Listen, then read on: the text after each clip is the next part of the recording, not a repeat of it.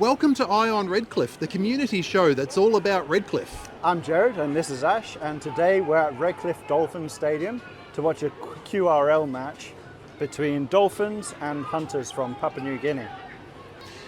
And QRL, so this is not an NRL match. No, it's a Queensland League match. And being a QRL match, it's a lot more affordable, which I think makes this possibly the best value family night out on the Peninsula. Yeah, so if you're thinking of a night out for the family, watch on, see if this is for you. And we'll get some chips soon and do a full in-depth Eye on Redcliffe chip review.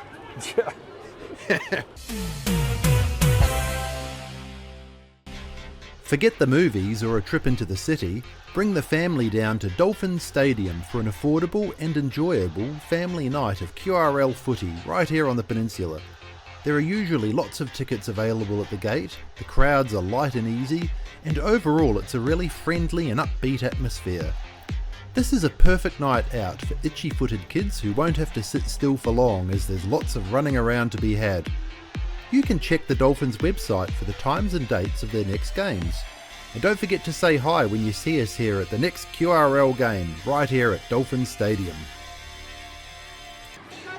So while we're here tonight discussing all things sport, the one overarching issue that I can't help but notice and I can't forget are the Olympics. Yes. And how many years? 8 years from now? 8 years from now, 2032, Southeast Queensland, Brisbane will host the Olympic Games. And almost every area in Southeast Queensland will be hosting a venue. Yep. Except for Redcliffe. We will not be hosting any events. Yep. At the moment, online feedback tells us that people here are quite happy with that. But not everything is almost a residential activity that takes place in one static area. You have a lot of mobile events, such as the marathon, triathlon, things like that. And would passing through Redcliffe be something that should be talked about? Should the residents in the area consider that and actually demand something for Redcliffe so that we're just not left out of that once in a lifetime event?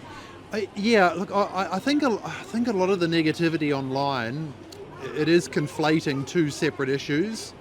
One, should Brisbane have bid for the Olympics, the 2032 Olympics? I can see why a lot of people would be against that. I'm strongly against it. I think it's a waste of money. I think it's a waste of time. But nevertheless, it's coming. That's right. So, like it or not. Yeah. So that decision's made. It's been made for us.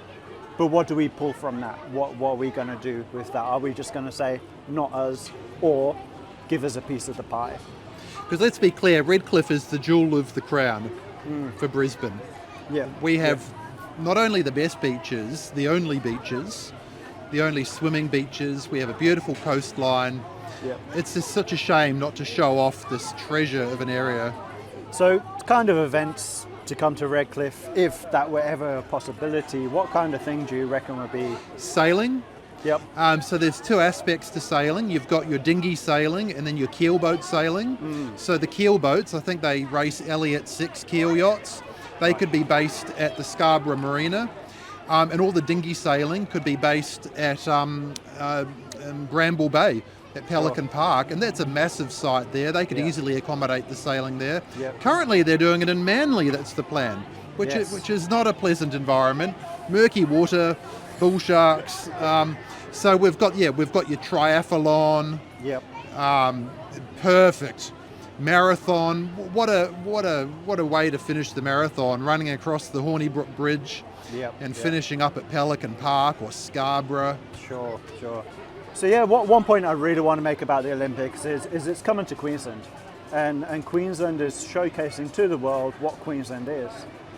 But the start of Queensland was the settlement here in Redcliffe.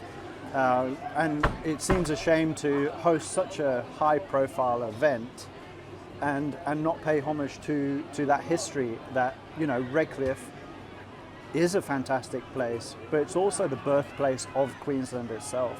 So for me, that's something that really needs to be honoured and considered. in the decision making on where those events occur and happen, and should that history be brought forward and shared with the world, and I think it's appropriate to do that. Yeah, so I get it. So this is our opportunity to tell the story of Queensland, Yes. and we're currently forgetting the beginning of that story, the Yep. genesis. Yep.